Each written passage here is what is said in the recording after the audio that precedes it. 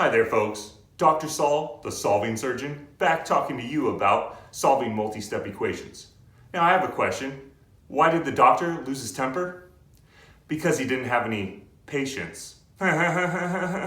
Okay, let's review a couple things real quick. First, a variable. That's a symbol, usually a letter, that can be any given value. So here you can see we have an equation, and x is going to be our variable. It represents any given value. You can plug in any number for x and then solve it and see if that value is a solution to this equation. Or you could solve this for x, get x by itself to determine what value of x would make this equation true. The second vocabulary term is a constant. That's a specific number. So you look down here at this equation, any number that you see is going to represent a constant. A coefficient is a specific kind of constant. It's a constant that is multiplied to a variable. Here we have x as our variable. That number multiplied to the front of it, this 3, is going to be a coefficient. This constant that's multiplied to our variable is a coefficient. Next thing is an equation. That's going to be a statement that the values of two mathematical expressions are equal. So here you can see we have 4 examples of equations. You just have 2 expressions set equal to one another. So anytime you see 2 expressions set equal to one another, that's called an equation. If there's no equal sign, it's called an expression. Let's talk about solving equations. So again, when solving equations, our goals are to simplify, move, solve. Simplify each side if possible. That is step 1. Once each side is simplified, you're going to move the variables to the left-hand side of the equation. After that's done, you're going to move all the constants to the right, and you're going to solve for the variable. So again, simplify, move, solve. What did the doctor tell the patient who kept hearing a ringing sound? Can you answer that? It's example time. Okay, example 1 says solve the given equation. So here we have 7 minus y equals -1. Simplify, move, solve. So first step, simplify each side if necessary. Can we simplify this side? Yes, we actually have 2 like terms this time. We have -y and -y. Now, how do I simplify those? Well, -y minus y, you change this subtraction to adding the opposite. So it's going to be -y plus -y. So what's -y plus -y? That's going to be -2y. Now, is this side simplified? Yes. Is this side simplified? Yes. We can move to step 2. Variables on the left. Done. Step 3. Constants need to go to the right. We started with anything added or subtracted to our variable, so that's going to be this 7. Since it's a positive 7, what we're going to do is we're going to subtract 7 on both sides of the equation. These cancel each other out, and then -1 minus 7, adding the opposite would be -1 plus -7, so that's going to be -8. Now again, all the constants have to go to the right, so this -2 has to go. It's -2 times y, so I have to do the opposite, the inverse. I divide both sides by -2. These -2 cancel each other out, and then -8 divided by -2 is going to be positive, because a negative divided by a negative is positive, 4. Done. And remember, you can always check your answer. You can take this number, plug it back into the original equation for each of the y's, and you should get -1.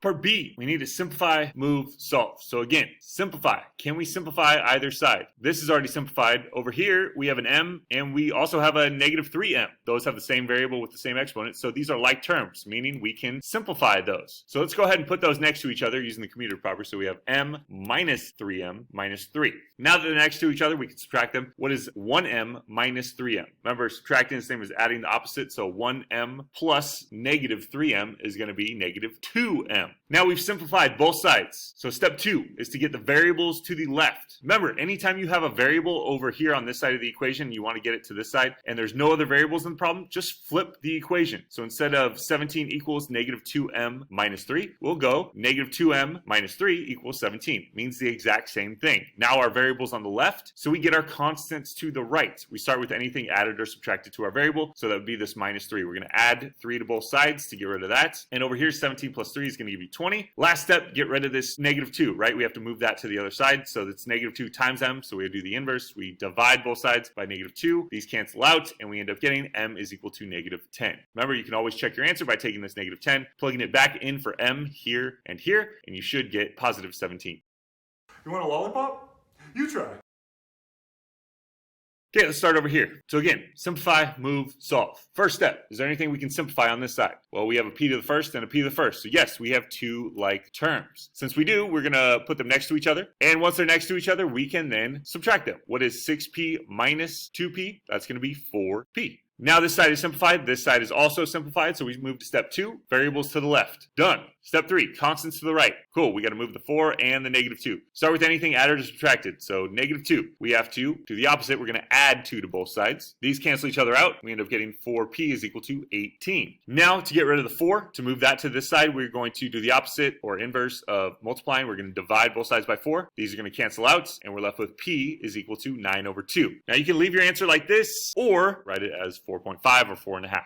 Here we have -23 equals -2a minus 10 minus a. First step, simplify. Can we simplify anything over here? No. Over here, yeah, we actually have 2 like terms, -2a and -a. So we're going to put them next to each other using the commutative property. Now what we can do is we can subtract these two. What's -2a minus a? Remember, we changed subtraction to adding the opposite, so it's the same as -2a plus -a. So what's -2a plus -1a? That's -3a. Simplifying step, done. Step 2, variables to the left. Okay, our variables on the right side, so we got to move that. Anytime you have a variable on the right and no other variable in the problem, you can just flip the equation. So let's do that. Now we have -3a minus 10 is equal to -23. Perfect, variable on the left. Constants need to go to the right now. So we start with anything added or subtracted. This -10, we're going to do the opposite. We're going to add 10 to both sides. These cancel out, and -23 plus 10 is going to be -13. Now to get a all by itself, move this -3 to the right side. So we're going to divide both sides by -3 to cancel out this -3 right here. And when we do, we get a is equal to, since it's -13 over -3, it becomes positive 13 over 3. Or you can write that as 4.3 repeating, or 4 1/3.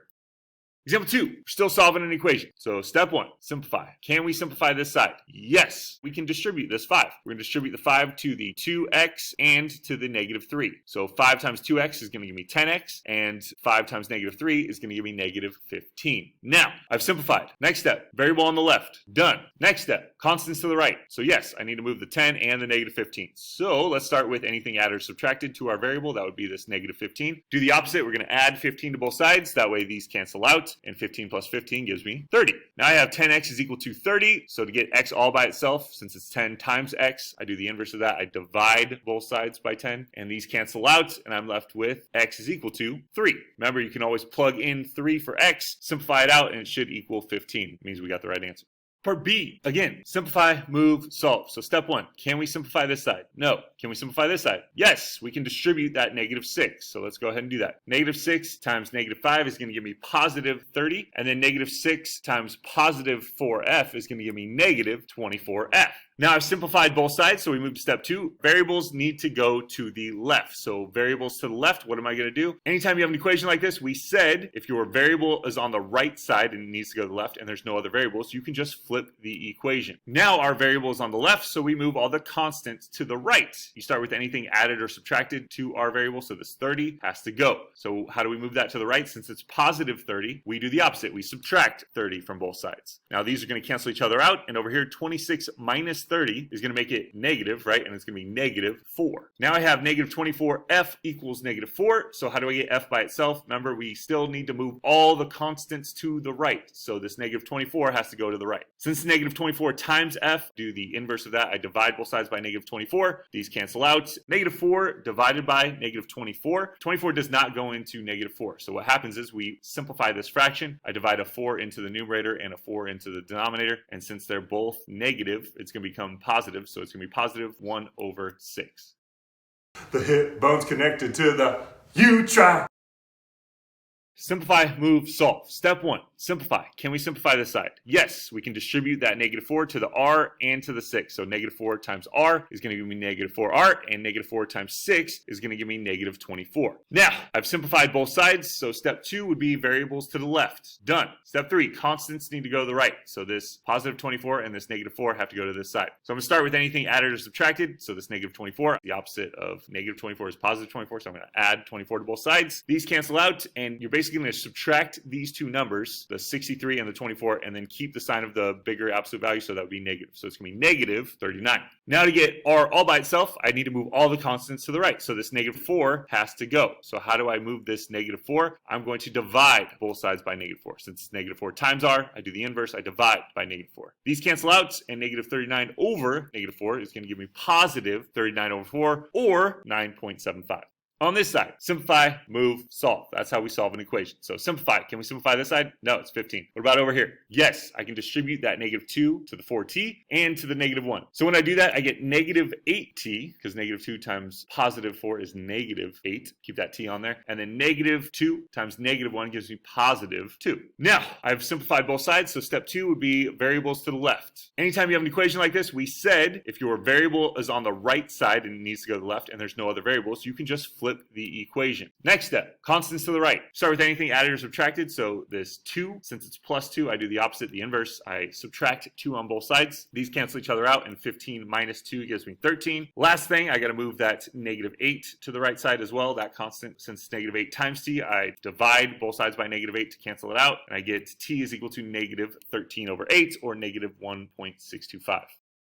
Example 3 is to solve the following equations. So here we have 1 equals 2y plus 1/2. What we want to do, first, simplify both sides. Can we simplify this side? No. Can we simplify this side? Anytime you have a fraction, in our simplify step, we're going to get rid of that fraction. What I'm going to do is I'm going to multiply both sides of the equation by the least common denominator. We did this in the last lesson. If there's only one fraction, it's super easy. It's the only denominator there, 2. So our least common denominator here is going to be 2. I'm going to multiply both sides of the equation by our least common denominator, 2. You're allowed to do that because if you do one thing to one side of the equation, you just make sure you have to do it to the other side of the equation. So now, 2 times 1 gives you 2, and this 2 right here, I actually have to distribute. So when I distribute it, 2 times 2y is going to give me 4y, and then 2 times 1/2. That might confuse you. How do I multiply those? Well, 2 is the same thing as 2 over 1, so I just multiply the numerators together. 2 times 1 is 2, and the denominators together. 1 times 2 is 2, so I get 2 over 2. Now this simplifies to 1, and that's the reason I did it. I no longer have any fractions. Perfect. So now I go back to what I was doing. Simplify step. Done.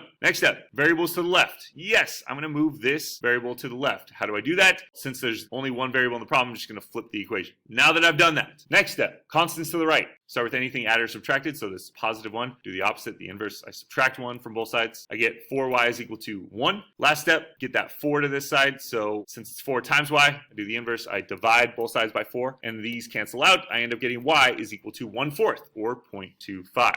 Part B, we have another equation. So again, simplify, move, solve. First step, simplify. Can we simplify this? Well, yeah. Remember, anytime we have a fraction or fractions in our problem, we need to get rid of those fractions in our simplify step. How do we do that? We multiply everything by the least common denominator, or least common multiple between these denominators. So what is the least common multiple between 2, 5, and 10? It's actually going to be 10, because I can multiply 2 by 5 and get 10. I can multiply 5 by 2 and get 10, and then all of the denominators are the same, right? So here's how this works. I'm going to multiply everything by our least common denominator, 10. I now have to distribute to each of these fractions, and that looks super complicated. No, it's not. 10 is the same thing as 10 over 1. So when I distribute here and here, I'm just multiplying the 10 to the numerators. So it's going to be 30 and 10x. What about the denominators? Well, this is 10 over 1. So 1 times 5 is still 5. 1 times 2 is still 2. Now over here, 10 times 1 gives me 10. 1 times 10 gives me 10. So it looks something like this. Now let me show you why we did this. 30 divided by 5 is going to give me 6. 10 divided by 2 gives me 5. And 10 divided by 10 gives me 1. So all of the fractions are gone. Now we can move to step 2. Variables to the left. Done. Step 3. Constants need to go to the right. We start with anything added or subtracted, so the 6 has to go. Since it's +6, I do the opposite. I subtract 6 on both sides. These cancel each other out. I'm left with -5x is equal to 1 minus 6, the same thing as 1 plus -6, so that's going to be -5. Now, to get x all by itself, I need to move all of the constants to the right, so I'm going to divide both sides by -5 here. These cancel out, and -5 divided by -5 equals +1. Doctor, give me the news. I got a bad case. You try. Again, simplify, move, solve. First step, simplify. How do I simplify this? Well, remember, anytime you have a fraction, you need to get rid of that fraction by multiplying both sides by the least common denominator. This is great because there's only one fraction, which means there's only one denominator, which means that is the least common denominator. So I'm going to multiply both sides by 5. I distribute the 5 to the 2a over 5 and to the 15. So 5 over 1 times 2a over 5 is going to be 10a over 5. And then 5 times 15 is 75. 5 times 30 on the other side gives me 150. Now, this 10a divided by 5 is just going to be 2a. Perfect. All the fractions are gone. Now I can move to step 2. Variables on the left. Done. Step 3. Constants need to go to the right. So I start with anything added or subtracted to our variable. So this plus 75, I'm going to do the opposite. I'm going to subtract 75 from both sides. I end up getting 2a is equal to 75. Last step, move this 2 to the other side. It needs to go to the right. So I divide both sides by 2. The 2's cancel out, and I'm left with a is equal to 37.5 or 37.5. Over here, I have 3 fractions now. So again, it's still an equation. Simplify, move, solve. First step, simplify by getting rid of the fractions. How do I do that? I multiply everything by the least common denominator. This one's a little tougher because we have 3, 4, and 6. So what is the least common multiple between 3, 4, and 6? 12. So I'm going to multiply both sides by 12 because that's our least common denominator. And that's going to cancel out all of the fractions. Let's show you how. Remember, 12 is the same thing as 12 over 1. So I'm going to distribute that here and here. And then 12 over 1, I need to multiply over here as well. So when I multiply 12 over 1 times x over 3, I get 12x over 3. 12 over 1 times negative 3/4 is going to be negative 36 over 4. And then over here, 12 over 1 times 5 over 6 is 60 over 6. Now these all simplify. 3 goes into 12 4 times, 4 goes into 36 9 times, and 6 goes into 60 10 times. So it looks something like this. No more fractions. Perfect. Now I can move to step 2. Variables on the left. Done. Constants go to the right. Step 3. We start with anything added or subtracted to our variable, so we're going to add 9 to both sides. These are going to cancel out, and I'm left with 4x is equal to 19. So then I'm going to divide both sides by 4 to move all of the constants to the right, and I'm left with x is equal to 4.75.